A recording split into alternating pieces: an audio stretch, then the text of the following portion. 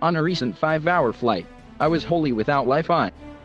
It was a welcome reprieve from the internet, but instead of reading a book or doing anything productive, I spent 3 hours scrolling through the photos in my phone. I have thousands dating back to 2007.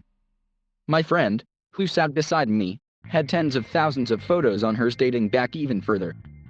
As we mindlessly scrolled, we found moments that we had spent together over the past decade, even though we don't live in the same city. There were also chunks of time that I sped over, uninterested in feeling the sharp pain of seeing people who were no longer in my life. But they were there too.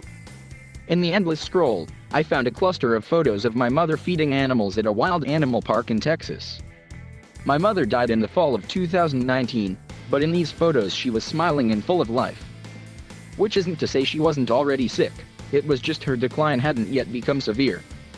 I had taken roughly 20 to 30 photos of her that day. I had also taken videos, but there was no video evidence of her petting buffalo or laughing at ostriches that strode alongside our truck. I had deleted those to make space for more photos months later. Photos that would work well in photo dumps, the ennui floating across our timelines now, pictures of the same skies, memes that made me wonder what I was going through when I screenshotted them, the random detritus of my life and the internet that I have been collecting for years. I think about all the photos I deleted of people that I love and no longer have in my life, and even myself, growing older, because I needed the space on my phone. For instance, I don't actually have any videos of my mother left on my phone. I only have 2 voicemails from her.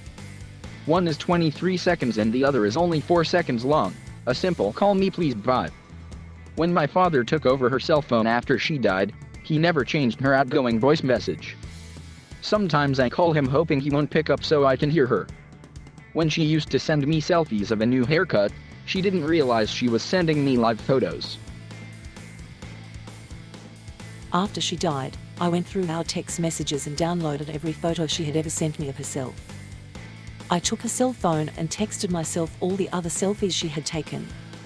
Now, when I hold my thumb down, I can watch as she takes a photo of herself smiling, head moving to the left and right for the best angle.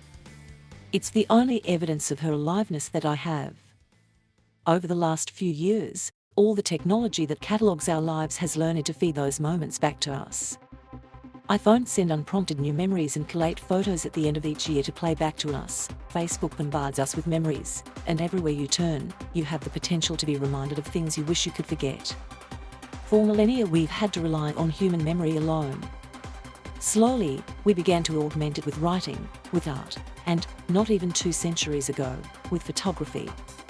In the past decade or so, our phones have become agents of our recollection. We archive nearly everything on these slabs of glass that we tuck into pockets and cram into purses.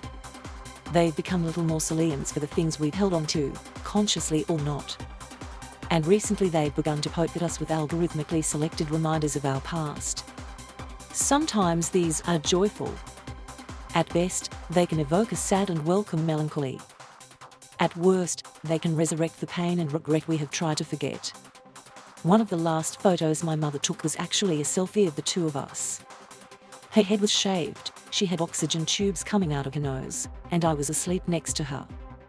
The live photo shows her head moving for the best angle, and it's hard not to see the sadness in her eyes as she takes it. The despair. There's a flash at the end of the live photo, and she looks surprised. Then she fumbles with the phone to put it away.